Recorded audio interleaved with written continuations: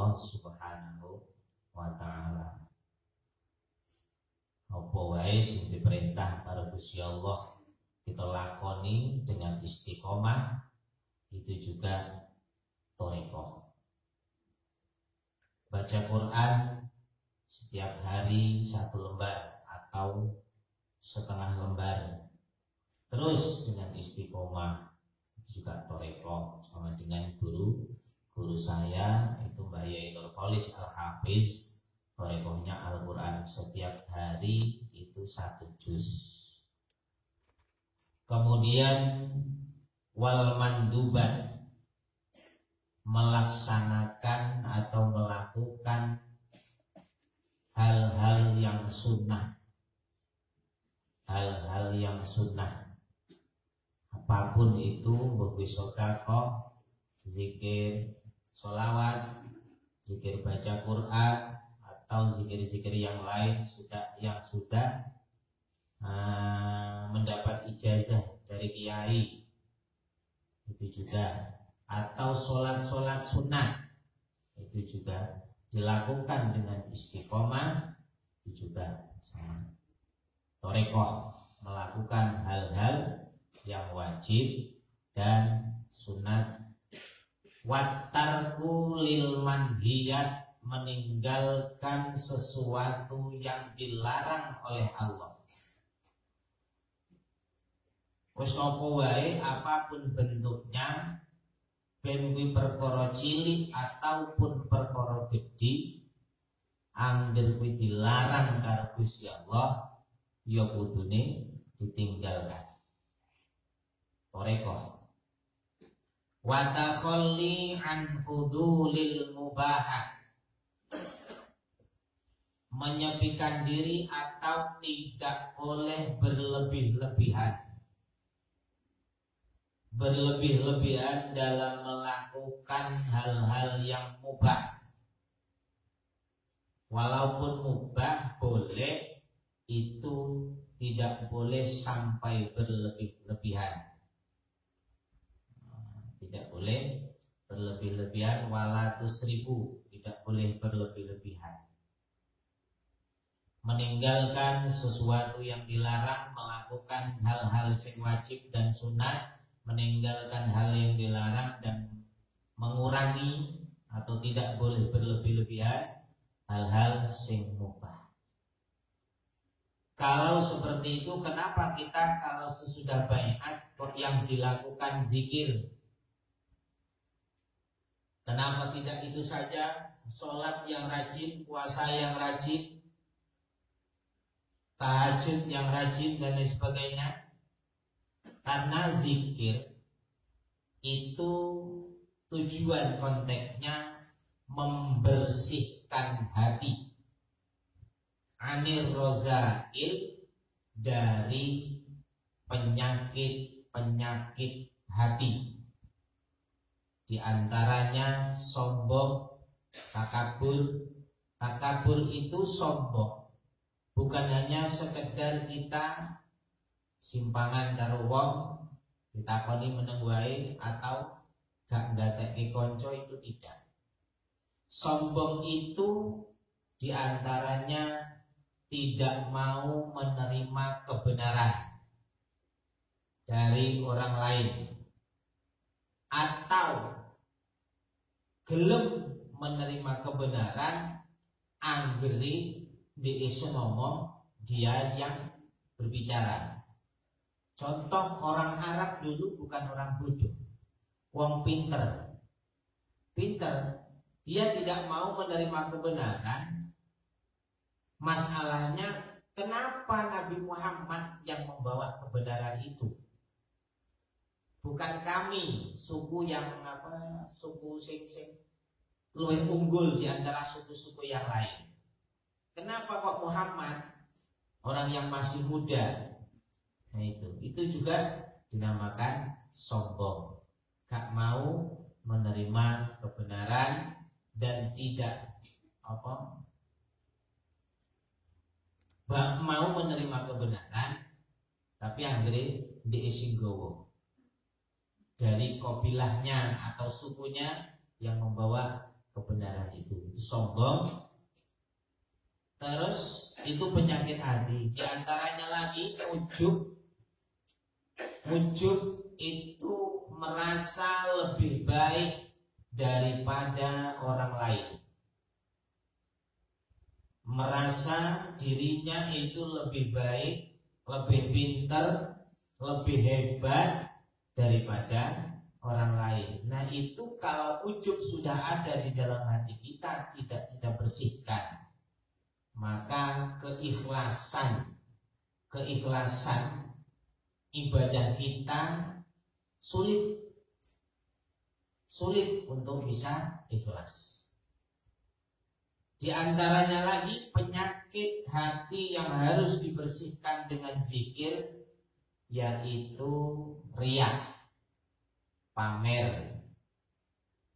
Riya, sebagian ulama mengatakan riya itu pengen diketahui orang lain, amaliyahnya pengen diketahui orang lain. Kalau sum'ah itu amaliyahnya pengen didengarkan orang lain. Pengen didengarkan orang lain. Tergabung, contoh baca Quran, ketika orang ramai yang menyimak, pinter-pinter senyimak, biasanya pelan-pelan saja, santai-santai saja. Nah, ketika ini wong budi tekanan bupati atau siapa saja orang-orang pejabat, bojone digawe api, terus lagu ini pun digawe api, suaranya di merdu-merdukan, di api-api ini riya semua gabung. Lah riya, ujub, takabur digandeng 3 penyakit yang sangat luar biasa abote. Jubrio, ujub, kibr, sombong, yo riya. Jubrio, ujub, takabur, riya. Nah zikir la ilaha illallah itu cabangnya iman ada 70 lebih. Tingkat iman yang paling rendah itu membuang sampah di tengah jalan. Iman yang paling tingkatnya tinggi ketika mengucap la ilaha illallah. Kenapa? Karena ucapan la ilaha illallah atau zikir la ilaha illallah itu satu manfaatnya menguatkan iman dan menghilangkan penyakit yang ada di dalam hati kita. Kenapa hati yang harus dibersihkan? Karena hati itu pemimpin.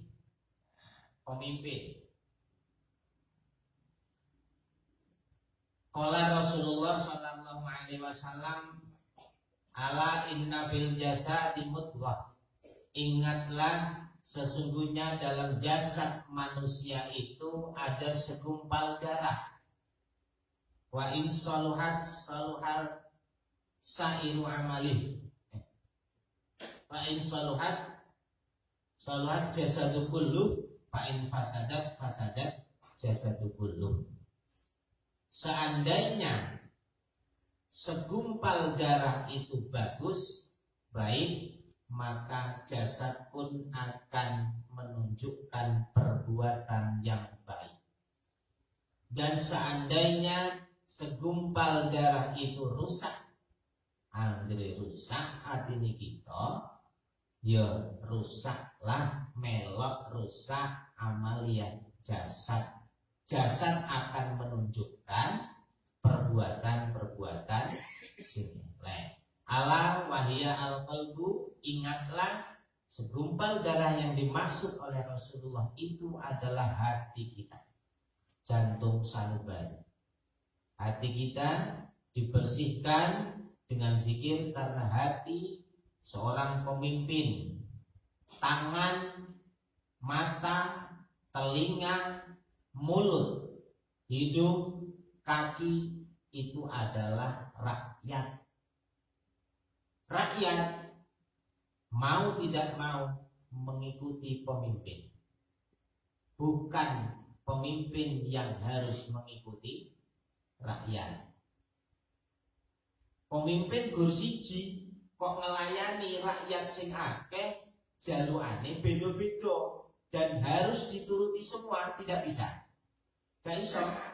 Contoh Pekanbaru kekurangan minta bantuan jalan aspal. Kalimantan minta lain lagi atau jalan aspal juga. Medan jalan aspal. Padahal dilihat kondisi Pekanbaru jalannya masih bagus karena Meri iri hati dengan Medan dan Kalimantan yang dikasih dikasih jalan aspal bagus, Pekanbaru minta. Itu salah. Rakyat harus mengerti dan patuh kepada pemimpin, dan pemimpin harus tahu kebutuhan rakyat, keperluan rakyat. Nah, kalau hati kita sebagai pemimpin itu bersih, bagus, maka rakyat akan didorong oleh hati kita melakukan hal-hal sing apik. Lah rakyat sakarepe dhewe, contoh iki rakyat sakarepe dhewe. Kita mau makan, ning ngarepe kita kuwi eneng sambel. Sing weruh sambel dhisik sapa? Tangan apa cangkem apa mripat? Apa sing weruh sambel dhisik? Mripat.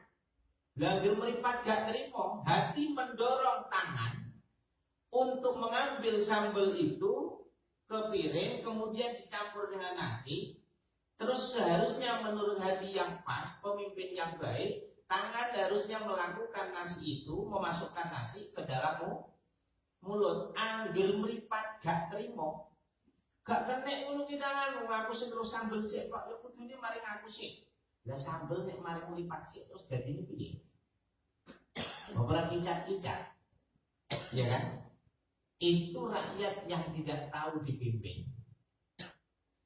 Lah rakyat wis gak gelem dipimpin, gak manut karo pemimpinnya, yo rasa kelah sambel mlebu mripat mau.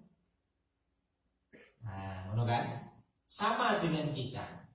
Hati kita yang menjadi pemimpin seluruh tubuh kita. Kalau hati itu bagus, maka jasad pun akan memperlihatkan hal-hal yang bagus.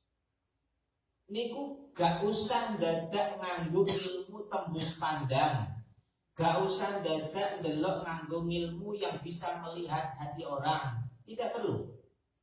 Kita sendiri sudah bisa merasakan dan bisa melihat tetangga kita, teman kita, saudara kita, jamaah kita.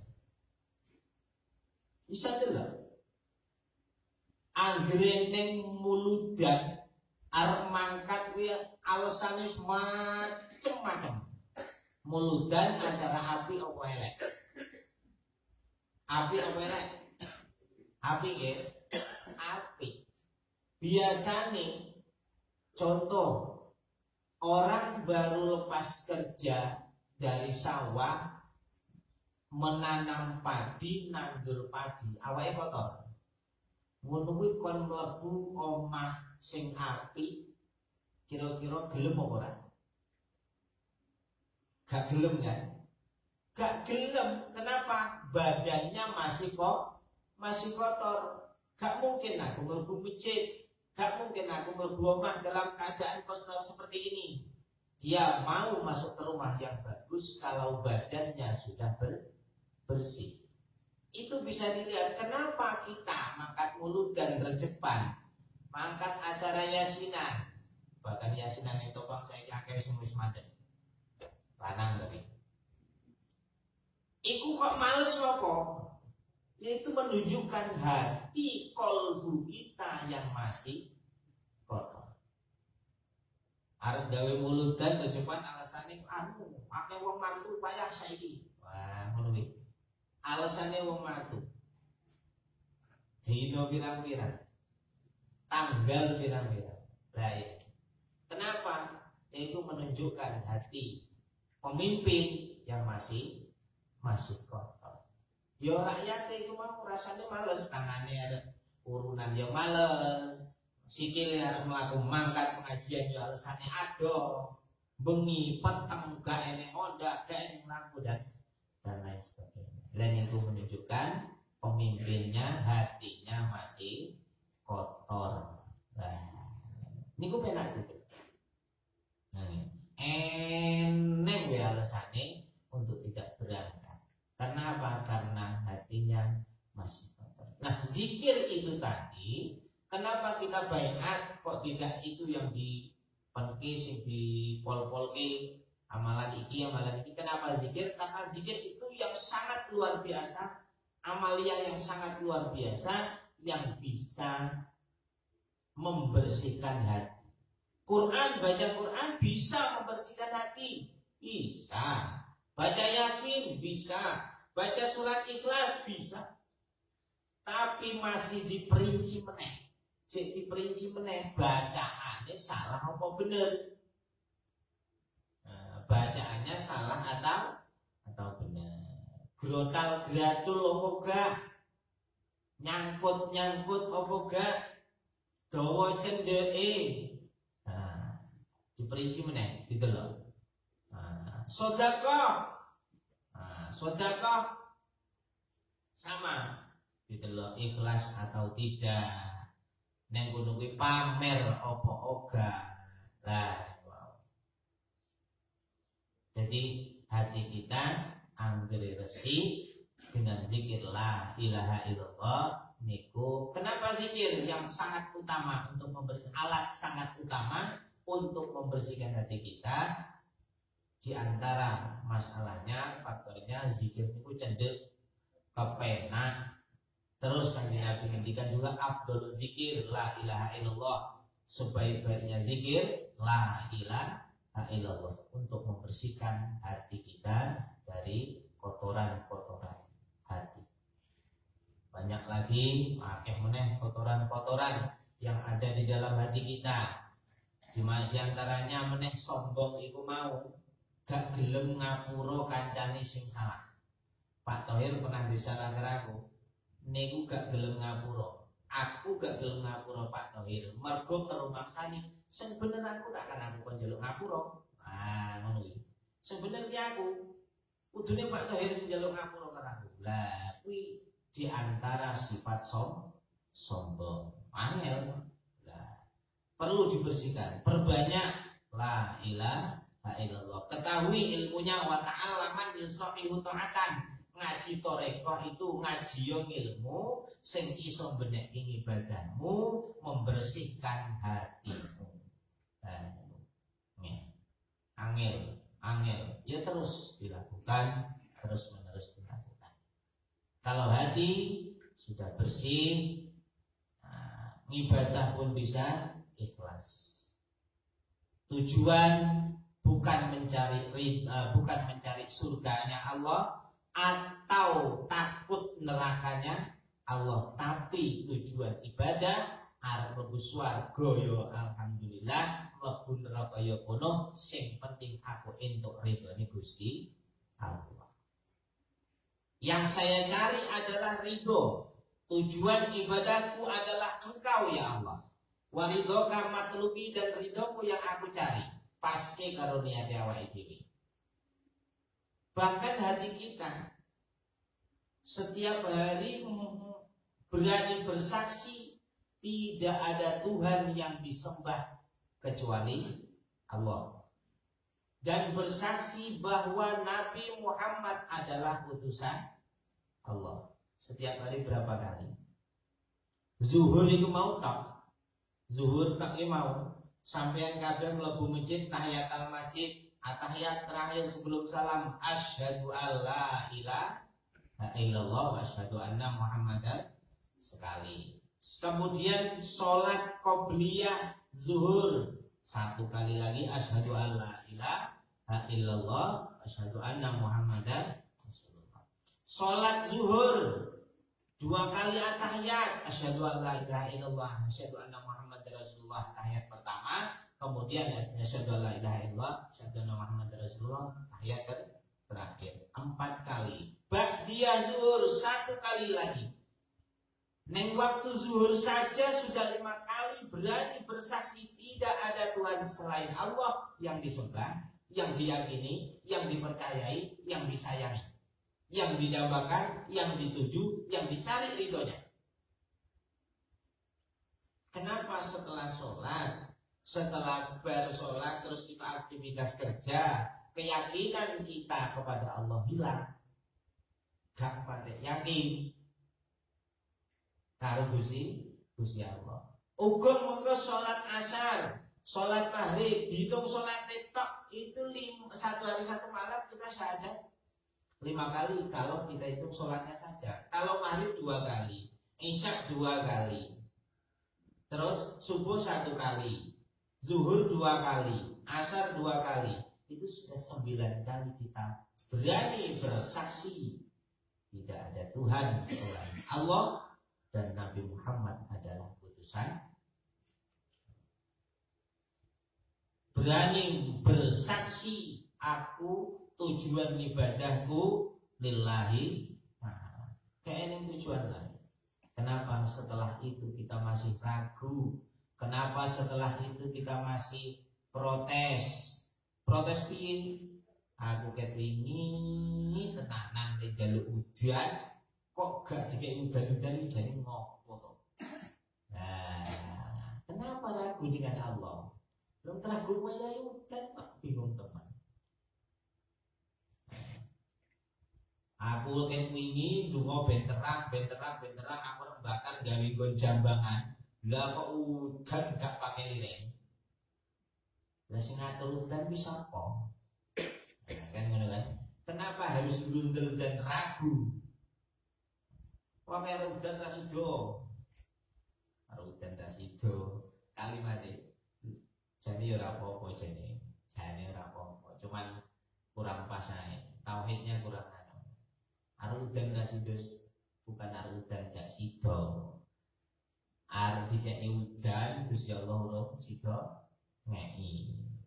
Jadi udan itu orang karepe dhewe, karepe Gusti Allah. Kalau sudah seperti itu, yakin saja, dibersihkan hatinya, ketahui ilmunya, wa ta'ala man yusahihu ta'atan ngaji ilmu sing iso beneke ibadahmu. Jadi hati kita bisa ikhlas. Kita sejak awal sudah diajarkan ikhlas. Muraqabah pertama apa? Ahadiyah. Dalile qul huwallahu ahad. Mulane ning ngono iki diarani surat ikhlas. Ngapa kok diarani surat ikhlas? Qul katakanlah hai Muhammad huwa. Nek cara bahasa Arab itu domir, kata ganti. Bahasa Indonesianya artinya dia, de. Bahasa Jawa ini DE, bahasa Indonesianya dia. Kenapa enggak langsung Allah? Pakai kata huwa dulu. Kita dites, keikhlasan kita dites. Taruh Gusti Allah. Qul huwallahu ahad. Huwa dia adalah Allah, ahadun yang maha satu. Tidak ada yang lain. Jadi kita ketika ibadah dites karo Gusti Allah sampai di mana keikhlasan kita. Sampai di mana keikhlasan hati kita. Pemahaman hati kita tentang Allah. Pemahaman kita kepada Allah. Pemahaman kita akan hikmah yang terkandung dalam ciptaan atau takdir-takdir Allah. Kon ikhlas, kon memahami. Enggak, ya berarti ngaji ini saben dina.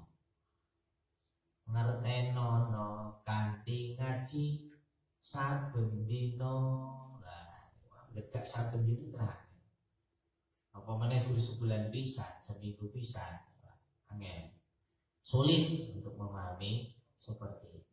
Dites ikhlas kita, surat ikhlas. Dia aku mau petuk DE Pak Tohir. Garis terserah pemahaman Pak Toir. Saya bilang di pelabuhan kepada DE, dia siapa? DE sopo?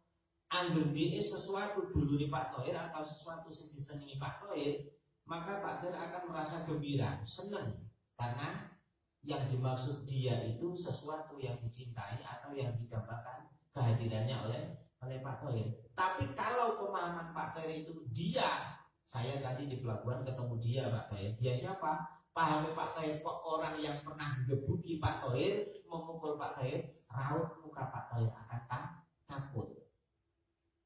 Tinggal pemahaman kita. Kalau dia Allah, kalau dia Allah, kita pahamnya adalah Tuhan yang sangat sayang kepada kita, yang selalu menjamin kehidupan kita, yang selalu merahmati setiap amaliah kita, yang selalu menjamin rizki kita. Nah, mesti yakin menunggu, yang nggak perlu khawatir lagi. Nggak perlu khawatir lagi. Ngesuk dadine piye? Ben urusannya Gusti Allah. Karena keyakinan kita kepada Allah bukan sesuatu. Allah itu bukan penghukum. Allah itu bukan seorang polisi yang kita salah dan dihukum, ditutup dan sebagainya, atau sesuatu orang yang galak atau dan lain sebagainya, bukan. Tapi Allah adalah zat yang maha pengasih. Sudahlah di awal bismillah itu sudah kita dipahamkan dengan sebutlah dengan nama Allah, bahwa Allah itu adalah zat yang maha pengasih dan penyayang. Baru bismillah kita sudah dikenalkan bahwa Allah adalah zat yang maha pengasih dan maha penyayang. Jadi kita ibadah agar kenal Gusti Allah itu mau adalah sesuatu zat yang sangat sayang kepada kita, yang sangat melindungi kita, yang sangat memperhatikan kehidupan kita. Insya Allah nanti kita akan lama kelamaan akan menjadi bersih, akan menjadi api. Penak agar bersih sebagai pemimpin itu tadi. Rakyat pun penak dipimpin manut. Tapi rakyat ojo sakar PJW, ojo sakar PJW. Nek Bayi Asrori Surabaya ngendikan, sampeyan kabeh Pak Bu iso dadi waline Gusti Allah, wali lanang utawa wali wedok, tapi syaratnya ojo sakarepe dhewe, manut Gusti Allah. Lah, pemimpin hati kita, ringkasnya ini, hati kita adalah pemimpin. Pemimpin itu dibersihkan dengan zikir, maka lakon zohir insya Allah melok jadi api. Amin. Ila hadrati Sayyidina Muhammadin